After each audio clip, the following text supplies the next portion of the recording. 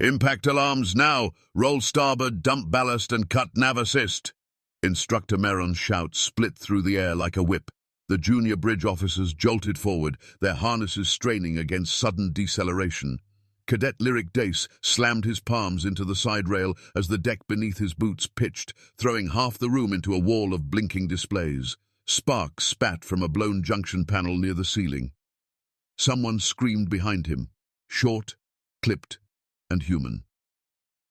The Vantage Horizon, a Scholastic Corps observation ship, had been cruising under full treaty protection for just under 27 hours when the ship's inertial equilibrium broke without warning. It hadn't been a malfunction. This was surgical, too sudden, too directional. The vessel's jump tunnel had collapsed mid-phase, spitting them out into a sector Lyric didn't recognize. External coordinates were still blinking red on the command console when the main display refocused and the backdrop resolved into fragmented starscape. Drift velocities rolled erratic, vector distortion. This wasn't a navigational misfire. Someone had shoved them. Through the curved viewframe, a ripple of heat distortion shimmered along the outer hull's stabilizer fins, each one glowing orange from rapid kinetic bleed-off. A pair of cadets were vomiting into their sleeves near the back bulkhead. Lyric pushed off the rail, boots magnetizing to the floor. He swept past 3 huddled mid-years, trying to stabilize the optical array, and dropped into a diagnostic seat, already pulling system logs before anyone told him to. The air was heavy with scorched coolant and the sick, sour tang of burned polymer seals. All around him, officers barked fractured orders, trying to regain control of the drift. "Route through secondary navnet," one shouted. Another keyed in manual dampening commands.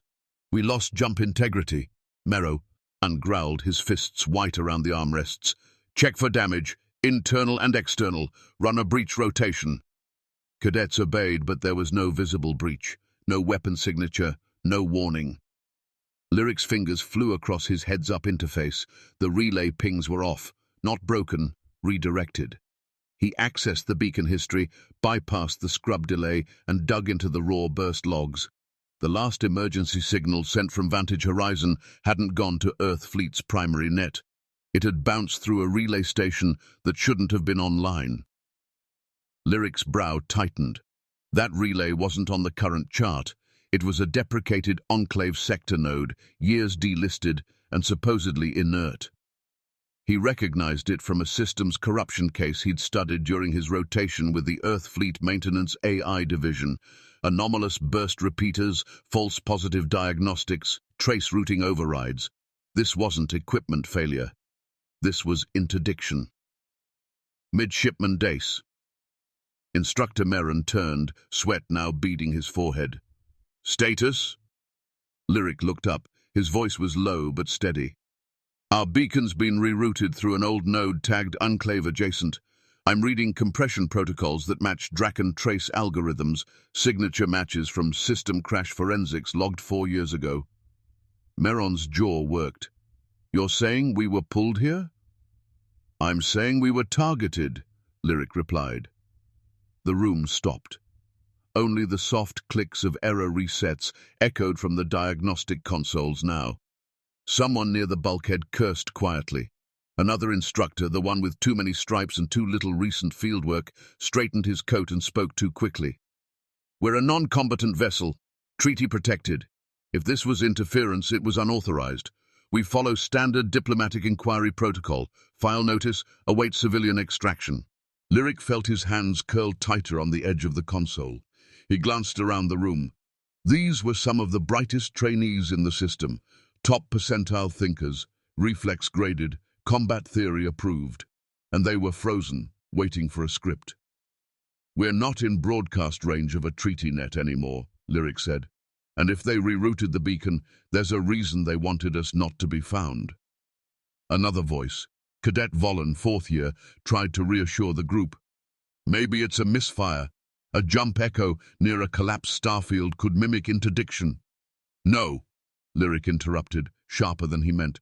"No gravitational shear, no mass shadow, no wake turbulence, just a clean signal hijack and redirection. This was deliberate. They pulled us off track with a compression spike." Only the Enclave runs those packet types. They pulled us here, cut the beacon, and left us spinning. He could see it now, the psychological tactic. The Enclave's latest evolution in Cold War doctrine wasn't mass assault. It was precision fear. Don't destroy a training ship. Just make it vanish. Make it look like it drifted. Let rumor do the work. Instructor Meron finally spoke again, this time with less volume and more weight. Can we counter-ping any active Union boy? Lyric shook his head. Not through primary routes. Everything's filtered now. If we try to ping standard channels, it routes through them again. How do you know that? Another cadet asked, eyes wide. Because I ran a ghost trace. Every outbound ping is looping. Nothing gets through without being read, tagged, and throttled. A silence settled that wasn't from awe, but realization. They weren't drifting. They were being watched. Behind them, bulkheads groaned as pressure equalized from an overcorrected attitude burn. The stabilizers had finally reset. Navigation was limping. But the data layer, that was gone. Whoever had Desige, Ned, this attack hadn't aimed to cripple the ship's systems, they'd aimed to orphan it. Lyric stood, wiping his palms on his uniform trousers. They were damp. The world around him felt sharper, cooler. His training hadn't prepared him for this, not exactly. But pattern recognition was his strength. This wasn't chaos, it was calculated disruption. Isolate a ship full of cadets and let the story of their disappearance erode morale across entire sectors. He spoke one last time before leaving the bridge. We're not out of range. We're in someone's trap, and they're waiting to see if we panic or if we vanish clean.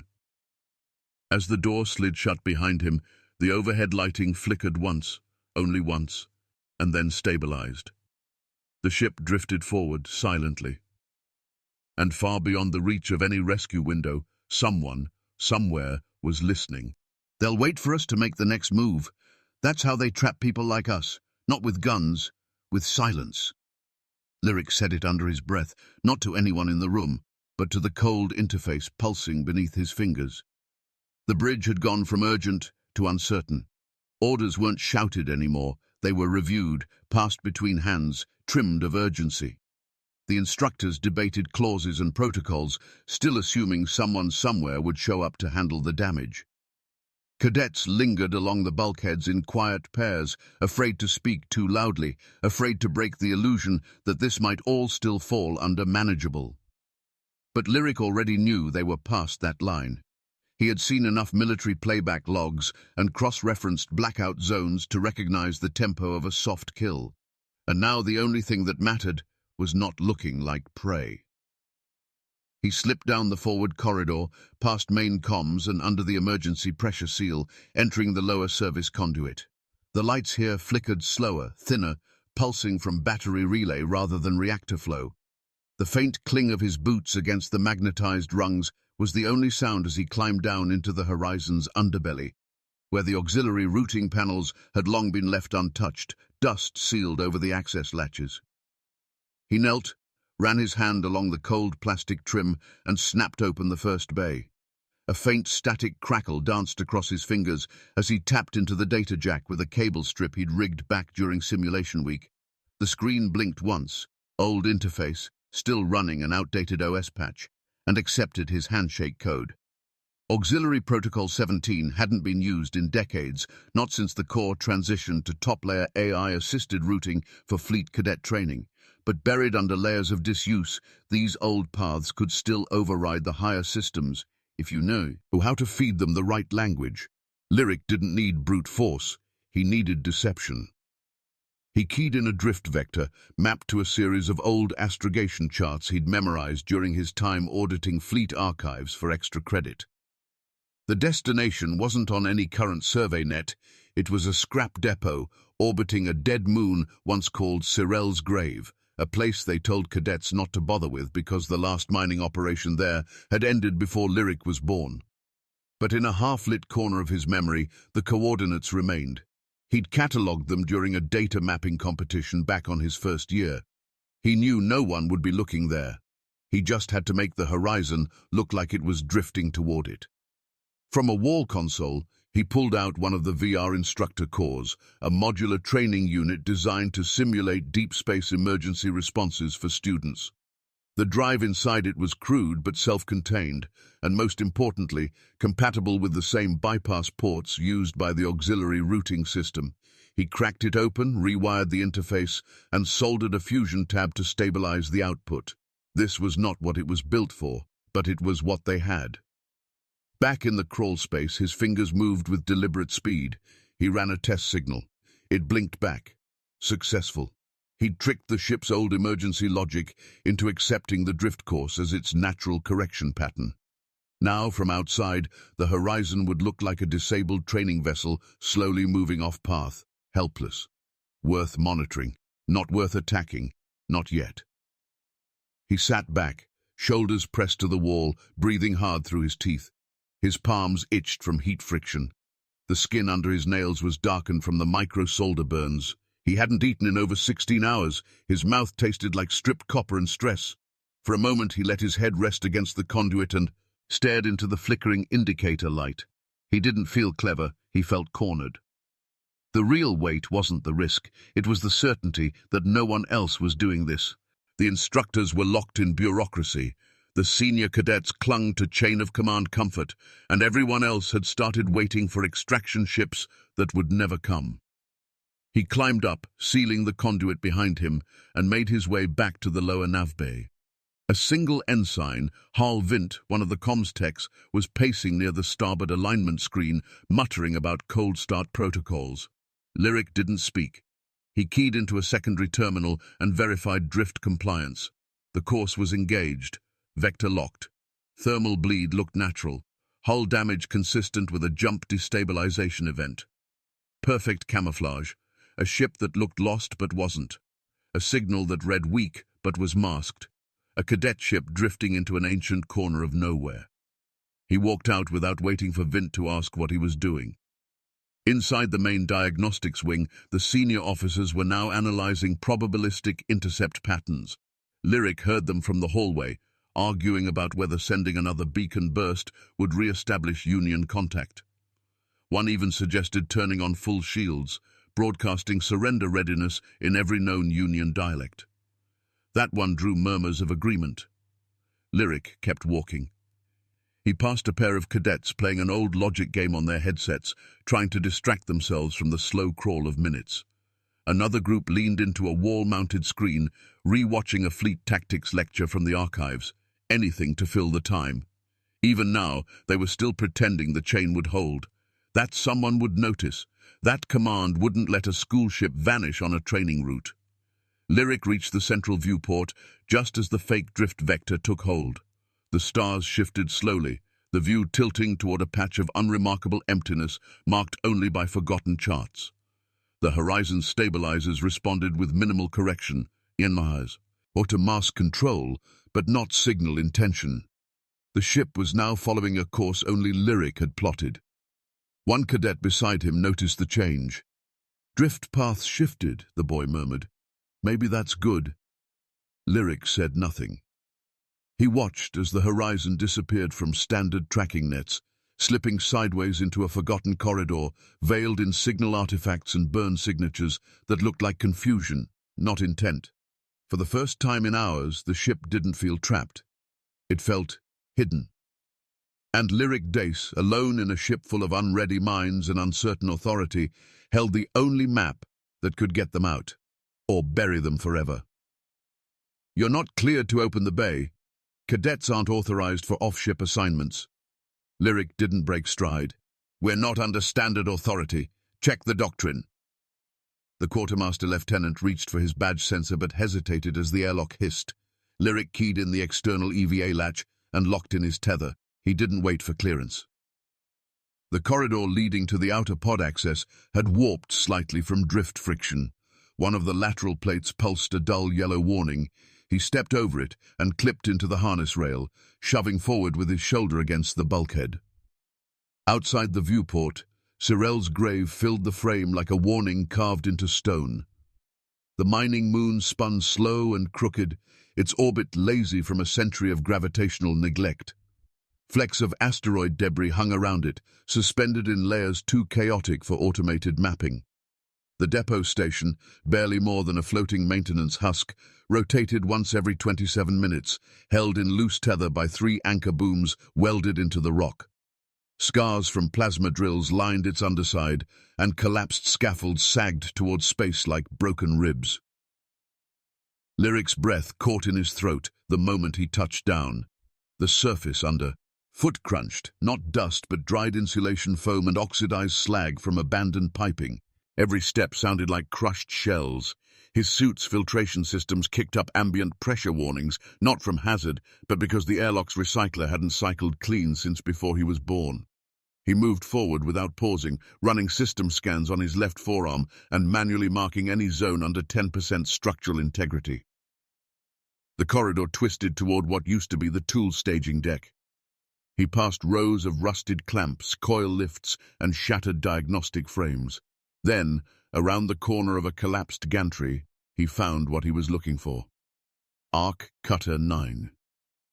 The ship sat like a forgotten carcass inside the depot's hangar sleeve, nose dipped downward and tail section buried halfway into collapsed scaffolding. Its portside fins were scorched from a calibration burn. He recognized the pattern.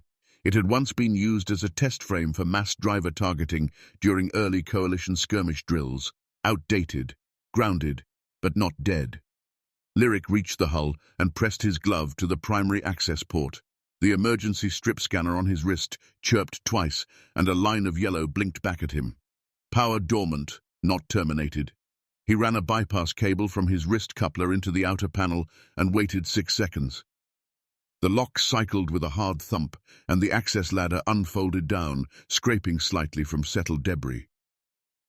Inside, it was colder than he expected. Not the chill of open space, but that deep, engine-dead silence that came from something once alive, now emptied. The floor plates under his boots creaked as he moved toward the cockpit. He passed a collapsed comms panel and stepped around a cracked fluid containment tank.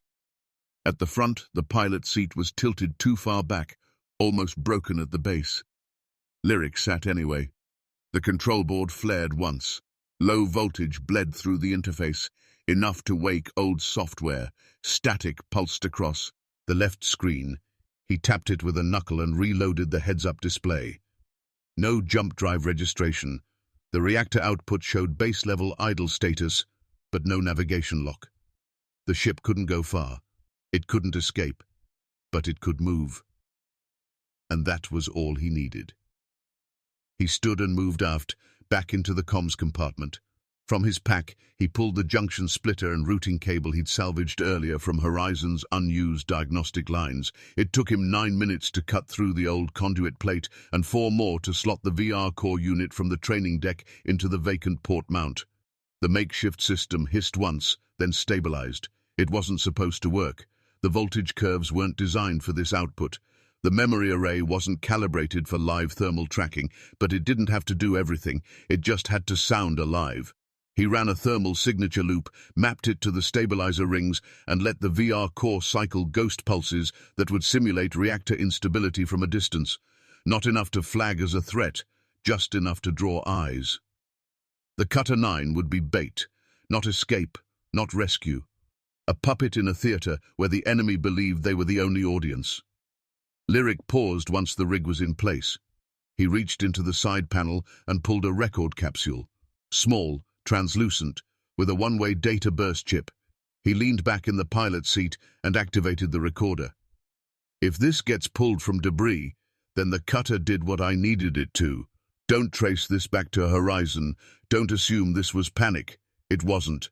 If I didn't come back, it's because I took the longer route home. It's not sabotage, it's redirection. And if this log is in your hands, whoever you are, that means the story didn't die in silence. He sealed the capsule, slotted it into the under-panel backup pod, and locked the latch. Back at the controls, he exhaled once. He keyed the startup sequence and manually decoupled from the depot's internal clamps. As the ship lifted, it rattled once, old joints groaning, but stabilized. The artificial gravity never kicked in. He stayed buckled into the seat, floating slightly, as the Cutter 9 pushed free of the wreckage. From orbit, Sorel's grave looked like a discarded coin floating in murky oil. The stars were scattered behind it in warped constellations, familiar but twisted at angle from the drift. Lyric brought the ship's nose around and angled toward the outbound drift corridor. He tapped the burst array. It lit green, thermal signal masked as chaotic discharge. Reactor core appearing damaged, all of it fake, all of it crafted to bait a predator. He muttered to himself before launching, dry-mouthed but resolute. "They think we're drifting. Let them chase the wrong ship." Then he launched. The Arc Cutter 9 broke orbit with a shuddering burn and banked toward open dark. Lyric Dace didn't look back at the depot. There was no reason to. The next phase had begun, and now he was alone.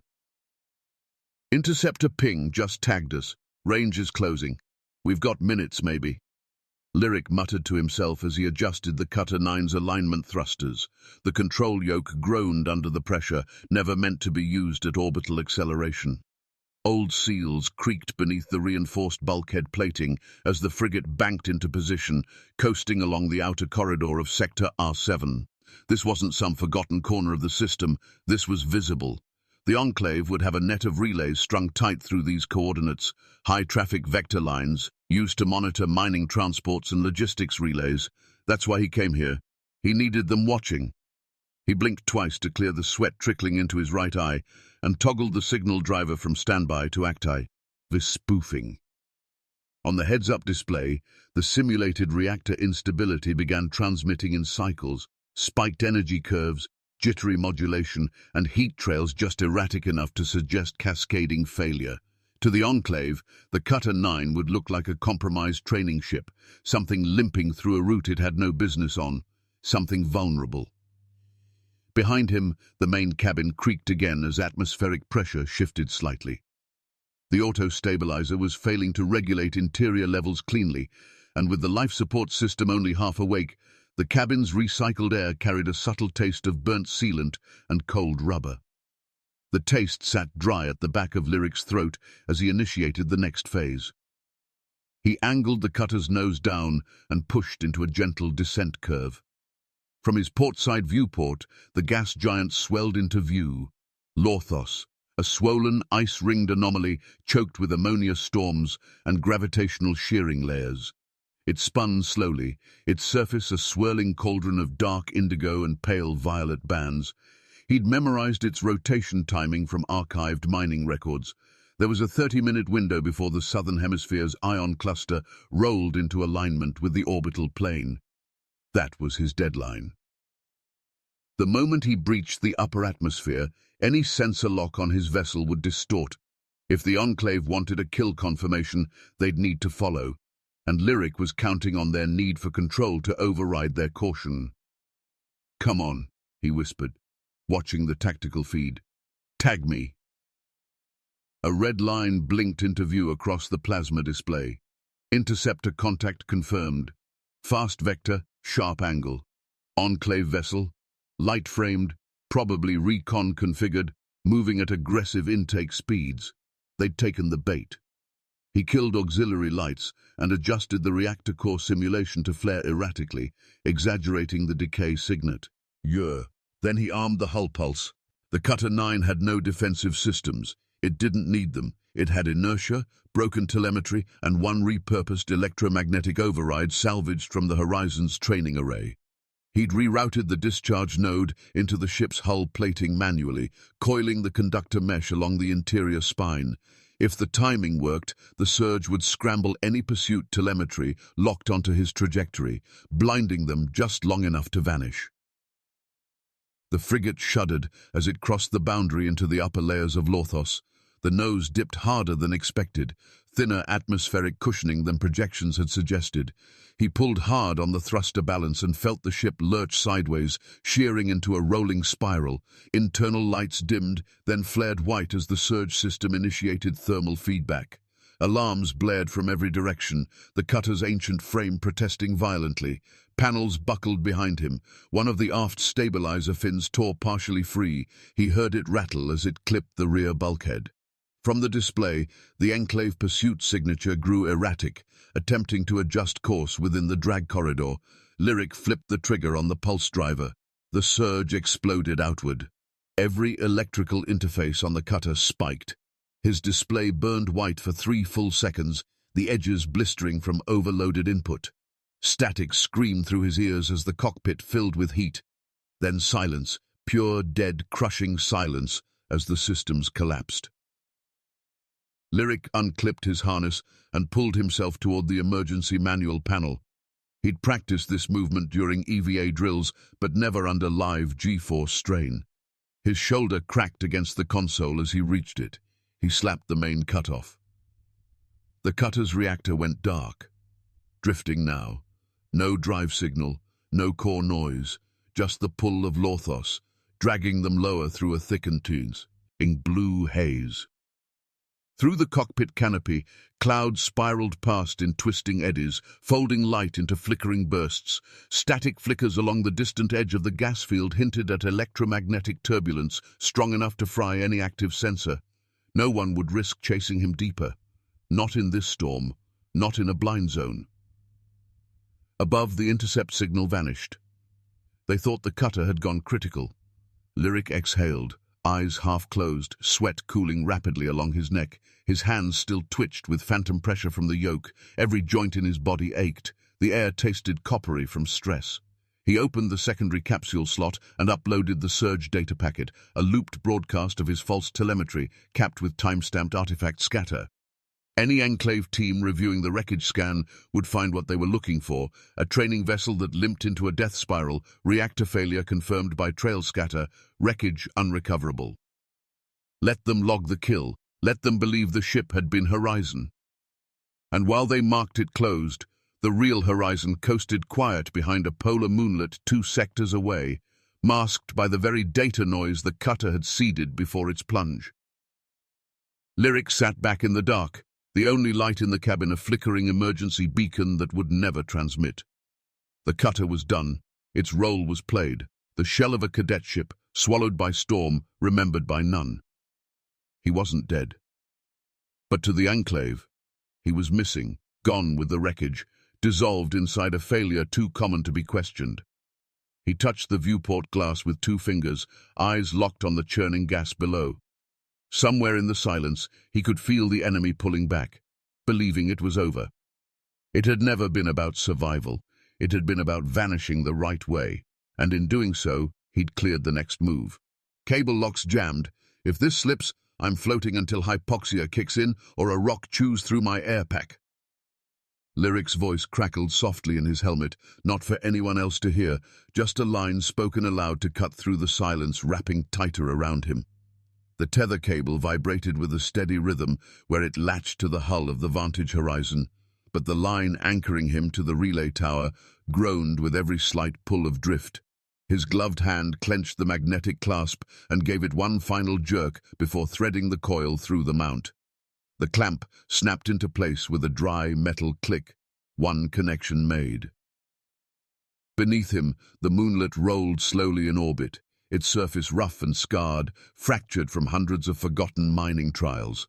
The polar shadow gave just enough cover for the Horizon's low-profile reactor bleed not to leak signal. It had been 3 hours since he'd returned from the Cutter 9's dive and 30 minutes since he'd suited up for EVA. Not a single word had been spoken since. No briefing, no debrief, only the weight of knowing that if this last link failed, everything, the redirection, the signal masking, the misfire projection, meant nothing.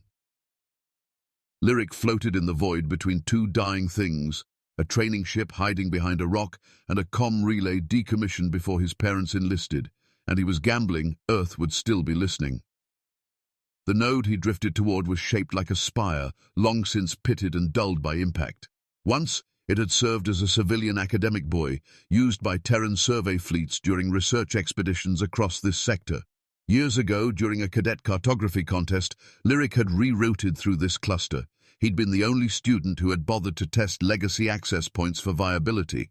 He'd left embedded hooks, encrypted pings, ghost codes linked to a one-way buffer. "Betting on old bones," he murmured, using his knee to steady himself against the relay's outer armature. He withdrew a modular pulse transmitter from his thigh pouch, connected it to the secondary port he'd uncovered with a folding scraper, and overrode the rusted latch with 2 fingers and a stripped fuse he'd salvaged from the EVA tool crate. Sparks jumped. His shoulder tensed as static bit into the lining of his glove. But the relay core accepted the handshake. The node flickered, not visually but in pressure. A shift Lyric felt in his earpiece as the internal gyros briefly came to life. A tremor ran through the casing. The lights remained dead, but the comms board booted on his HUD. The link was open. He activated the broadcast buffer and began transmitting. No reports, no summaries. He uploaded the raw packet, jump disruption logs, beacon reroute traces, signature ID patterns from the Draken compression key, along with time-stamped internal routing records tagged with Earthfleet validation certs. He'd spent hours rebuilding those files line by line while the cutter dropped into Lorthos. The logs didn't need emotion, they didn't need embellishment, they needed truth, verifiable, aligned, time-stamped, real. As the buffer filled, Lyric braced one boot against the relay's crossbeam and stared outward through the visor. The stars were quiet, still. 1,000 glints like broken glass scattered across black oil. He could see the pinpoints of nearby satellites, but none moved. Nothing replied. His wrist display blinked green once. Transmission sent. His arms dropped limp. The drift began again, soft and uneven, as his cable let him float a meter away from the node. He didn't pull back. He let his limbs go slack and drifted slowly, fingers loose, mouth dry. The cold pressed in through every seal. There was no way to know if the signal had made it. No handshake, no pingback. Earth did, and respond to unsecured uplinks, especially not from a school ship. He knew that, but knowing it didn't make the silence less brutal. Lyric didn't close his eyes. He kept staring into the stars. Somewhere, a data point flicked into place. Somewhere, a console received noise that didn't fit. Somewhere, someone might decide to ask why a training vessel had entered blackout space, fired no distress beacons, and then whispered proof of tampering across an ancient academic relay. Or maybe no one did. Maybe it all vanished into a dead archive, filtered and forgotten. His breathing slowed. The EVA suit pressed firm against his ribs, the support gel inside his spine plate starting to cool. Time slipped sideways in his head. The seconds stopped lining up. Then his HUD flared. Not an alarm, not a directive, a clean green signal. Inbound probe dispatched, Class 4 investigative unit, no fleet, no warships, one mission, data verification. He let out a breath so sharp it stung his throat. Earth had heard, not believed, not agreed, heard. That was enough. Lyric adjusted his tether, pulled himself slowly back toward the horizon's dorsal latch point, and docked without a word. When he re-entered the lower corridor, his boots scraped gently along the rail, the contact making his calves ache. His joints popped when he removed the helmet. The air inside the horizon was warmer than he remembered. Instructor Meron stood halfway down the passage, arms folded. No questions, no reprimands. Just eyes locked on him, like someone seeing a different person than the one who'd climbed out 2 hours earlier. "You do what I think you did?" the man asked quietly. Lyric unclipped his harness, tossed it to the floor, and wiped his brow with the back of one wrist. "If Earth's paying attention," he said, voice gravel dry, "the Enclave just stepped in it."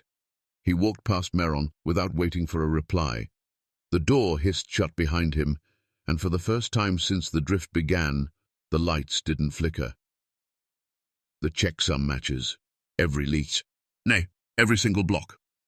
Director Ralph Thorne didn't raise his voice, but the words hit like a gavel against obsidian. The analysis chamber of the Earth Strategic Communications Division had gone dead quiet. Across the room, command analysts stared at their screens, most not breathing. A junior tech stammered something about revalidating the timestamp queue, but no one responded. It was already verified. Twice. The data packet from the Cadet ship wasn't just authentic, it was unalterable. Thorne stepped forward, his shoes whispering against the polished floor, and leaned in toward the central plasma display. A green lattice rotated slowly in the air above the command table. Inside it, The signal path. Raw logs from the vantage horizon, burst records from Cutter 9's crash vector, and the full relay thread showing the beacon reroute sequence tagged to a Draken Enclave compression key. Every file bore Earth Fleet's forensic tag seal. More importantly, each log segment had one thing embedded in the footer metadata: Lyric Dace's protocol ID. A cadet's signature stitched into every action, every override, every redirect. He hadn't asked for backup. He hadn't flagged distress. He'd submitted evidence. And now Earth held a loaded gun, not in weaponry, but in narrative control. Within 4 minutes of full validation, Strategic Broadcast Command triggered Data Cascade Delta, a rare protocol used only in Galactic Tribunal cases. Fleet standard heads-up displays lit up across civilian, diplomatic, and commercial channels. All over Union territory, displays in ports, stations, and border sectors lit with the same monochrome statement: Treaty breach, data incoming, playback enforced by Terran Sovereign Archive. No flags, no speculation, just the feed. A live recorded drift chart showed Horizon's sudden jump vector distortion. Then the beacon trace reroute, directed through a supposedly decommissioned relay node. Then Cutter 9's fake reactor surge, plotted with thermal inconsistencies and tagged with deliberate comm-masking signatures. Finally, the relay broadcast, routed through an old Terran academic node containing full compressed signal logs, signed, dated, scrubbed for error. 37 seconds of uninterrupted forensic playback, no narration, no added context. By minute 2, the Union's civilian media layer broke apart. Analysts across 3 major data nets demanded live commentary from Enclave diplomats. At minute 4, the Enclave responded with denial. This data may be part of a training simulation gone uncontrolled. Earth is jumping to conclusions without technical vetting. Cadets shouldn't be triggering Galactic-level reviews. The denial didn't survive long. Earth released a second signal, a flat checksum index mapping every file in the relay burst to Fleet Academy systems, traced back 4 months to an archive location verified during Lyric's cartography audit rotation. The system clocks lined up, down to the heartbeat. The Draken Enclave shifted posture. Their second move was subtler. They began a counter-broadcast campaign, insinuating that the logs had been altered after transmission. Leaks, fakes, planted evidence. They seeded doubt through proxy relay stations, suggested Earth's probe might have spoofed results. But even their best efforts unraveled quickly, because every node that repeated Earth's signal confirmed the same hash index. The signal hadn't bent, it hadn't even wavered. At Union Command, representatives from neutral systems began filing incident briefs. Not all trusted Earth, but the data structure was too clean, the timestamps too consistent, and the routing too obscure for falsification. And one planetary liaison, barely more than a figurehead for a minor archive colony, stated on record, "If the Enclave's first response to a cadet's evidence is misdirection, that tells us everything about their intent." And it wasn't just governments watching. Civilian feeds replayed the cutter's crash trajectory on loop. Broadcast nodes filled with speculation forums. Ex-analysts dissected the thermal signatures. Military hobbyists broke down Lyric's signal hooks, how a training ship with no weapons had engineered a system-wide redirection maneuver. Every post, every clip, every theory shared one emerging truth. This hadn't been a skirmish. It hadn't even been tactical posturing. It was a deliberate civilian isolation event, a play to vanish a school ship during peacetime and let uncertainty destabilize morale. Inside a secured chamber beneath Earth's orbital node, Lyric Dace sat alone across from a pair of debriefing officers. He looked more worn than they'd expected. The ring under his eyes was darker than the last medical check had listed. He hadn't spoken yet. One of the officers finally said, "You understand this shift's doctrine, not just ours, the entire Union." Lyric didn't nod. He looked up slowly and answered, "I didn't do it for doctrine." His voice was quiet, scraped dry from recycled ship air and hours in vacuum. The other officer said nothing, just passed over a data pad with a classified motion. Earth's Council had moved to initiate tribunal review, not to retaliate, but to reposition the transit neutrality accords under forensic oversight. Lyric didn't read it. His eyes stayed on the timestamp of the first signal sent. A number, a moment. That was what had changed everything. That night, across 84 systems, Union records were updated. A footnote entered under the Vantage Horizon incident read, "Signal verified. Source, Cadet Lyric Dace. Classifier. Sean, Sovereign Forensic Trigger Event. Full transmission adopted as primary evidence of civilian treaty violation." And the galaxy listened. Because in the silence between wars, a cadet hadn't asked to be believed. He'd simply proved it was impossible not to. Tariff protocols just collapsed in the Dython corridor. 18 worlds suspended trade routes overnight. Administrator Cell Dren stared at the network stack blinking across the center feed, his jaw tight, tone edged. The emergency session chamber at Union Command wasn't made for chaos. It was built for ritual, consensus, diplomacy. But now every planetary delegate on the floor was fielding updates mid-transmission. Data access protocols were disintegrating faster than anyone could stabilize. No fleet had moved, no ordnance fired. Still, the collapse was unmistakable. At the edge of the floor, Earth's representative remained seated. She hadn't spoken once since entering. She didn't need to. The evidence had already done the talking. Within 6 hours of the Horizon report detonating across open relays, 23 independent governments severed data stream access to the Draken Enclave. Their justification was consistent. Hostile signal interference in a protected zone constituted a civilian sovereignty breach. No need for debate. Not even Earth's loudest critics could deny the implications. This hadn't been strategic maneuvering, it had been a calculated disappearance of students, of systems, of trust.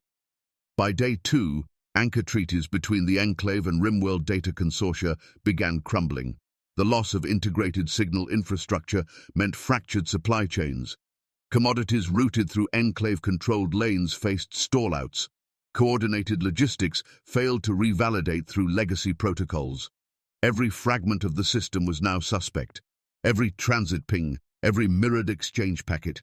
Fleet Command didn't scramble ships, they drafted a law. The Transit Integrity Compact, written in less than 3 days codified a new rule across the Union. Tampering with long-wave navigational architecture constituted a high breach against civilian sovereignty. It outlined requirements for timestamp verification, node relay transparency, and archival redundancy for all non-military transit. The core of the doctrine was simple. No one should be able to vanish another civilization's record without consequence. When Earth introduced the compact at the emergency floor session, it didn't push. It waited. The data spoke. The signatories followed. By the end of the 3rd month, 81 planets ratified the Transit Integrity Compact. Enforcement began with the quiet retooling of border station diagnostics, new protocols for data shadow replication, distributed access ledgers bound to fleet archive overseers. Ships began carrying passive recording arrays with verification rights locked to neutral observer nodes. Signal sovereignty replaced projection dominance. The Draken Enclave didn't retaliate, not openly. Instead, they withdrew from treaty forums. Their delegates cited bias. Their media spun civilian endangerment claims. But within internal military forums, those tracked by Earth's passive observatories, Enclave command structures began reassigning doctrine analysts. Entire divisions rooted in psychological suppression were dissolved. Targeted confusion, once their primary weapon, had become a political liability. Meanwhile, the Vantage Horizon waited in lunar shadow. Earth's diplomatic carrier, unarmed, marked with archival insignia, arrived quietly, escorted by a verification cruiser, both tagged with transit compact beacon relays. There were no speeches, no banners, just a tether line, a corridor seal, and a single interface code. Instructor Meron was the first to disembark. No one saluted. Lyric Dace stepped off last. The deck crew didn't recognize him, but they all knew the ship. A technician offered him a protein tab and an insulated water canister without a word. He accepted both and stood at the edge of the boarding ramp longer than expected. His legs didn't move right. Gravity felt wrong after so long in drift and relay harnesses. When he looked down, he didn't see the carrier floor. He saw that cockpit again. The Cutter 9's last dive into Lorthos, the viewport full of clouded violet and pressure. Later that evening, after the debriefs and medical checks, Lyric stood in the observatory dome of the verification cruiser. Alone, lights dimmed, the ship had entered synchronized orbit over the gas giant. Lorthos turned slowly beneath them, slow enough that its rotation lined up with the cloud band where the cutter had fallen. He watched the shadow stretch across the surface, then dissipate into the outer curl of the atmosphere. No wreckage visible, just glints of gas compression against ion bands, but he knew exactly where it burned. Behind him, a door slid open. Commander Rish Vaughn, flanked by a duty assistant, stepped into the room and handed over a sealed authorization packet. "Fleet Council voted," he said without delay. "They want you, Officer Commission, direct admission to Tactical Systems Command if you'll take it." Lyric took the packet, let its weight settle in his hands, and didn't open it. "I'm not command," he said. Vaughn raised an eyebrow. "You operated an entire counter-strategy solo. Took initiative most officers wouldn't touch without 8 layers of clearance. What would you call that?" "I didn't take command," Lyric replied. "I rewrote the context. That's different." He placed the packet on the nearby ledge and turned back to the viewport. The shadow of the cutter's final trail was almost gone now. Only eddies remained, slow, smooth rotations where something had once burned and then vanished. "They thought signal was noise," Lyric said quietly, "that no one would question what vanished if the data never made it out." He pressed his hand against the viewport glass. They were wrong. Vaughn stood in silence for a beat, then nodded once and stepped out.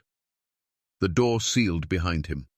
Lyric remained at the window, watching the storm turn, the bands unravel, and the last ghost of Cutter 9 fade into the upper winds. He didn't feel pride. He didn't feel victory. What settled in his chest was colder than that. Accountability. Earned through silence broken cleanly, recorded truth laid bare, and the knowledge that the most dangerous weapon in the system had never been a warship. It had been a record no one could erase. He refused a command track again, said his job wasn't to lead fleets, it was to make sure the truth outran them. The remark, quiet and half amused, came from Rear Marshal Derron as he passed the briefing terminal to a younger instructor reviewing cadet intake lists. The two of them stood beneath the sloped vault of Earthfleet Academy's new Cognitive Warfare Annex, a structure that hadn't existed a year ago. Now it spanned 3 tiers, constructed from the repurposed framework of an abandoned logistics wing, rebuilt, not with gun decks or war games, but with terminals, signal simulators, and forensic nodes linked to neutral data mirrors across Union space.